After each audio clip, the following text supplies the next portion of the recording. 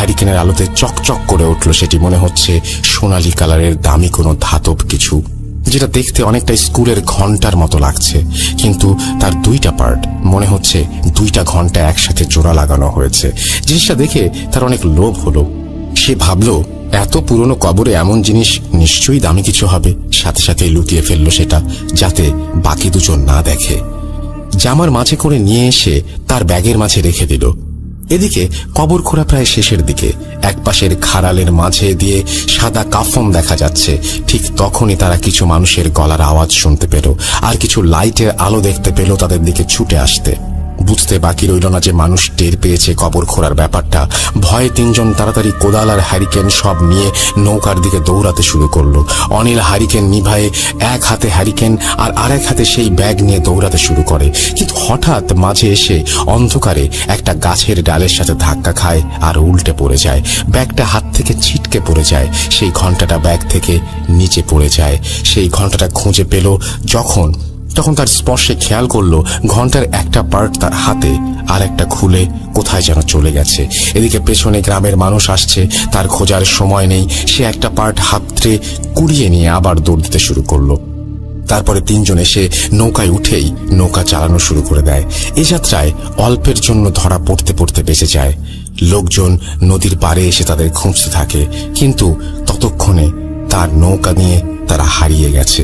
যেখানে লাশ নিয়ে আসার কথা সেখানে গিয়ে বিস্তারিত সব জানিয়ে তারা যখন বাড়ি ফিরে আসলো তখন ভোর হতে চলেছে। অনিল তার ঘরে সেই ব্যাগটা ঘরের একটা কোণে বাঁশের খুঁটির সাথে আটকে দিল। এভাবে ব্যাগটা একটা লোহার সাথে ঝুলিয়ে রেখে সে ঘুমিয়ে পড়ল। সকালে ঘুম ভাঙল তার মায়ের চিৎকারে। বাইরে বের হয়ে দেখে তার মা দাঁড়িয়ে আছে এবং তাকে বলছে, সারা রাত কি করছিস বলতো? অনিল অবাক হয়ে মার দিকে তাকিয়ে থাকে। মা কি সবকিছু জানতে পারলো? সে আমতা আমতা করে কিছু একটা বলতে যাবে, এর মাঝেই মা বলে উঠল, সারা রাত ধরে ঘরে বসে ঘন্টা বাজিয়েছিস, তার শব্দ তো ঘুম হলো না। অনিল কিছুটা অবাক হয় মায়ের কথা শুনে। সে কেন ঘন্টা বাজাবে? সে আরাম করে ঘুমিয়ে গেছে। পরের দিন অনিলের ঘুম ভাঙে আবার তার মায়ের ডাকে। সে ঘুম থেকে উঠে বাইরে বের হয়ে দেখে তার মায়ের সাথে আরো কিছু প্রতিবেশী এসে জড়ো হয়েছে। তাদের সবার এক অভিযোগ, রাত ভর এই ঘন্টা বাজানোর শব্দে তারা ভালো করে ঘুমোতে পারেনি। সবাই প্রচন্ড রেগে যায় অনিলের ওপরে। কি হচ্ছে রাতে কিছুই বুঝতে পারে না সে। তার রুম থেকে নাকি ঘন্টার আওয়াজ হয়, আর সে দিব্যি ঘুমিয়ে আছে কিন্তু জানে না। অথচ বাড়ির আশেপাশের মানুষ ঘুমাতে পারেনি।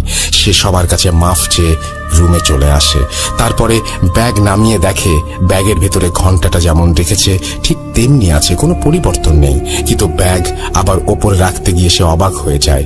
কয়েকটি তেলাপোকা আর টিকটিকি মরে পড়ে আছে সোজা ব্যাগের নিচের মাটিতে। দেখে কিছুটা অবাক হয় অনিল। বিষয়টা আমলে না নিয়ে সে তার সব কাজ শেষ করে রাতে আবার ঘুমোতে যায়।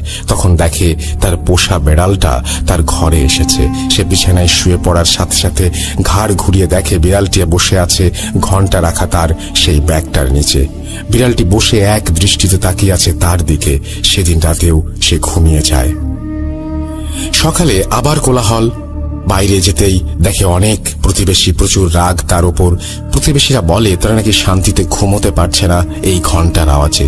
সে সবকিছু শুনে আবার যখন রুমে ফিরে আসে দেখে বিড়ালটি ঠিক আগের মতোই একভাবে বসে আছে ব্যাগের নিচে, এক দৃষ্টিতে তাকিয়ে আছে তার খাটের দিকে। সে কিছুটা অবাক হয়ে যায়। বিড়ালটিকে পা দিয়ে ধাক্কা দেয়। বিড়ালটির সাথে সাথে উল্টে পড়ে যায়। তাড়াতাড়ি হাত দিয়ে ধরে দেখে বিড়াল